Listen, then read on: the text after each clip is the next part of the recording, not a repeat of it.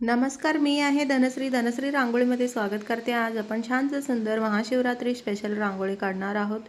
चॅनलवर नवीन आला असले तर सबस्क्राईब करा, बेल आयकॉनवर प्रेस करा. व्हिडिओ आवडले तर लाईक करा, शेअर करा आणि कमेंट करून नक्की कळवा. 5 ते 5 टिपक्यांचे रांगोळी आहे. खूप सुंदर आहे. महादेवाचे पिंड आहे, शिवलिंग आहे आणि आपला त्रिशूल, चंद्र, छानसं सुंदर आपलं रुद्राक्ष आणि छानसं सुंदर फुलं काढून तयार करून घेतलेलं आहोत.